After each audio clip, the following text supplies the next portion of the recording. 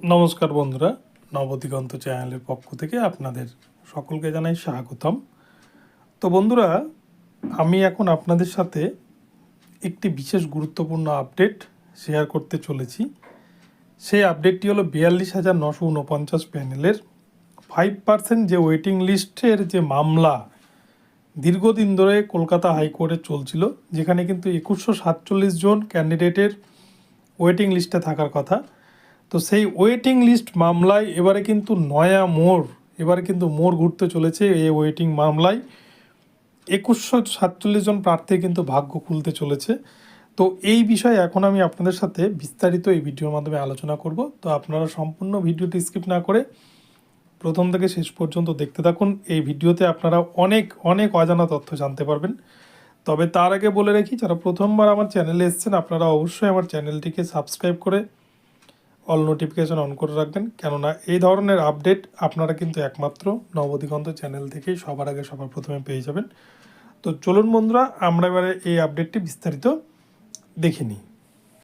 তো বন্ধুরা, আমরা বেশ কিছুদিন ধরেই কিন্তু এই 5% ওয়েটিং মামলার কোনো আপডেট পাচ্ছিলাম না কলকাতা হাইকোর্টের পক্ষ থেকে।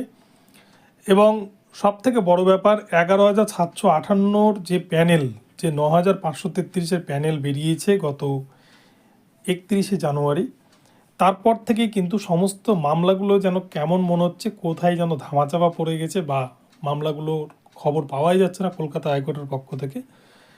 কিন্তু এরই মাঝেই আবার কিছুটা হলেও স্বস্তির খবর পাওয়া গিয়েছে। 5% ওয়েটিং মামলায় কিন্তু কলকাতা হাইকোর্টে একটি ভালো খবর উঠে এসেছে। ইতিমধ্যেই মামলাটা কলকাতা হাইকোর্টে শুনানি হয়েছে বিচারপতি রাজাশেখর মান্থার এজলাসে। তো এইখান থেকে কিন্তু অনেকগুলো বিষয় উঠে এসেছে এবং এই মামলার কিন্তু নয়া মোড় ঘুরতে চলেছে এই মামলাতে। এই মামলার ফলে কিন্তু কয়েক হাজার ক্যান্ডিডেটের ভাগ্য খুলতে চলেছে। তো বিষয়টি খুলে বলা যাক। বেশ কয়েকদিন আগেই কিন্তু এই মামলাটি বিচারপতি রাজাশেখর মান্থার এজলাসে উঠেছিল। আপনারা জানেন, এখন প্রাথমিকের মামলা বিচারপতি অভিজিৎ গঙ্গোপাধ্যায়ের এজলাস থেকে সরিয়ে নেওয়া হয়েছে। সমস্ত মামলা কিন্তু গিয়েছে বিচারপতি রাজাশেখর মান্থার এজলাসে। তাই বিচারপতি রাজাশেখর মান্থার এজলাসে এই মামলাটি উঠেছিল এবং সেখানেই কিন্তু যেহেতু বিচারপতি চেঞ্জ হয়েছে, তাই সমস্ত মামলা প্রথম থেকে শোনার একটি বিষয় থাকে। তাই পিটিশনারদের আইনজীবী দিব্যেন্দু চ্যাটার্জি মহাশয়, উনি বিচারপতি রাজাশেখর মান্থার কাছে বেশ কয়েকটি দাবি রাখেন এবং তিনি বলেন যে এই মামলাটি কিন্তু বিচারপতি অভিজিৎ গঙ্গোপাধ্যায়ের এজলাসে 25টা শুনানি হয়েছে, 25টা হিয়ারিং হয়েছে এবং তাই এই মামলাটিতে কিন্তু নতুন করে যদি আবার শুনানি শুরু হয় তাহলে অনেক দীর্ঘমেয়াদী প্রসেস বা চলতেই থাকবে। সেই জন্য উনি এই মামলাটি প্রসঙ্গে বিচারপতি রাজাশেখর মান্থাকে বলেন, যেহেতু এই মামলাটি বিচারপতি অভিজিৎ গঙ্গোপাধ্যায়ের এজলাসে 25 বার শুনানি হয়েছে, 25টা হিয়ারিং হয়েছে, তাই এই মামলা নতুন করে শোনার আর কোনো প্রশ্নই ওঠে না।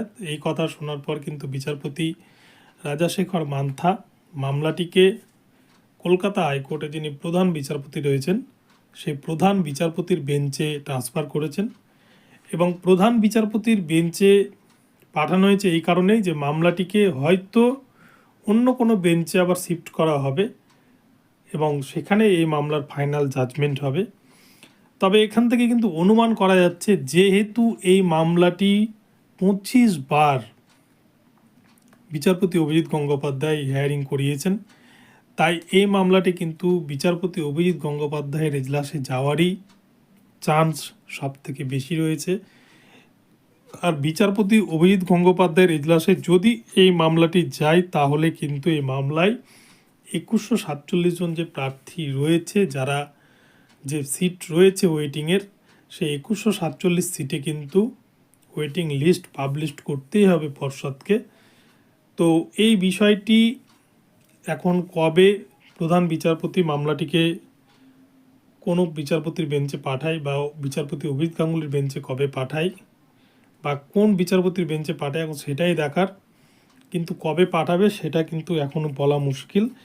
তবে খুব সম্ভবত এই মার্চ মাসের মধ্যেই কিন্তু মামলাটি হয়তো ফাইনাল জাজমেন্ট আসতে চলেছে। যে বিচারপতির বেঞ্চেই পাঠাক না কেন, বিচারপতি রাজাশেখর মান্থা তিনি কিন্তু যে অর্ডার জারি করেছেন এই মামলা প্রসঙ্গে, সেখানে কিন্তু তিনি তার অর্ডার কপিতে লিখেই দিয়েছেন যে বিচারপতি অভিজিৎ গঙ্গোপাধ্যায়ের এজলাসে মামলাটি 25 বার হিয়ারিং হয়েছে, তাই নতুন করে এই মামলা শোনার আর কোনো প্রশ্নই ওঠে না। তাই এই মামলাটি তিনি প্রধান বিচারপতির বেঞ্চে পাঠিয়েছেন। প্রধান বিচারপতি যাকে বেটার মনে করবেন বা যে বেঞ্চটাকে সব থেকে সুইটেবল মনে করবেন, সেই বেঞ্চেই কিন্তু এই মামলার ফাইনাল জাজমেন্ট হবে। তো এই 5% ওয়েটিং থেকে কিন্তু 2147 অর্থাৎ 42,949 যে নিয়োগ হয়েছিল 2016 সালে, যেখানে কিন্তু নন ট্রেন্ড ট্রেন্ড সকলে সুযোগ পেয়েছিল। তো সেই যে নিয়োগ, সেই নিয়োগে কিন্তু কোনো রকম কোনো প্যানেল বের করেনি প্রাইমারি বোর্ড, কোনো প্যানেল ছিল না।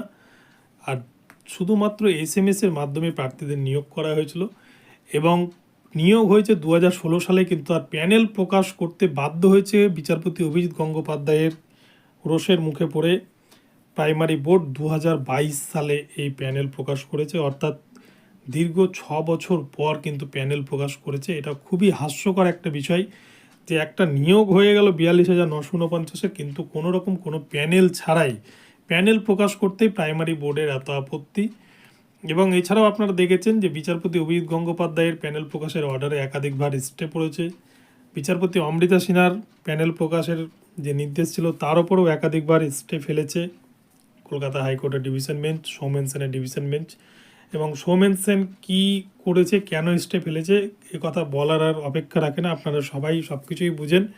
এই নিয়েই কিন্তু বিচারপতি গঙ্গোপাধ্যায়ের সাথে সৌমেন সেনের একটা বাকবিতণ্ডার সৃষ্টি হয়, আর যার ফলেই কিন্তু সৌমেন সেনের হাত থেকে উচ্চ প্রাথমিকের মামলা বেরিয়ে যায় এবং বিচারপতি গঙ্গোপাধ্যায়ের হাত থেকে প্রাথমিকের মামলা বেরিয়ে যায়।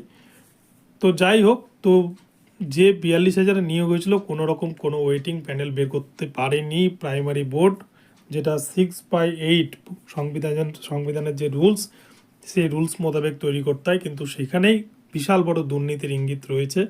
আর সেই দুর্নীতিকে ঢাকতেই কিন্তু কোনো রকম প্যানেল প্রকাশ করতে তারা চাইছেও না। তো যাই হোক, এই মামলার ফাইনাল জাজমেন্ট খুব শীঘ্রই হতে চলেছে। প্রধান বিচারপতি ঠিক করবেন কার বেঞ্চে এই মামলার ফাইনাল জাজমেন্ট হবে। তো সেই দিনই কিন্তু এই নিয়ে একটা ভালো কিছু হতে চলেছে। তো বন্ধুরা, যাই হোক, এখন এই আপডেটটি এখানেই রইল। আপনাদের আপডেটটি কেমন লাগলো অবশ্যই কমেন্ট বক্সে জানাবেন। আর ভিডিওটি ভালো লাগলে আমার চ্যানেলটিকে সাবস্ক্রাইব করে দেবেন। আর প্রতি মুহূর্তে এই ধরনের নতুন নতুন আপডেট পেতে অবশ্যই কিন্তু আমার চ্যানেলটিকে ফলো করতে থাকুন। আপনারা অনেক অজানা তথ্য জানতে পারবেন। ধন্যবাদ, সবাই ভালো থাকবেন।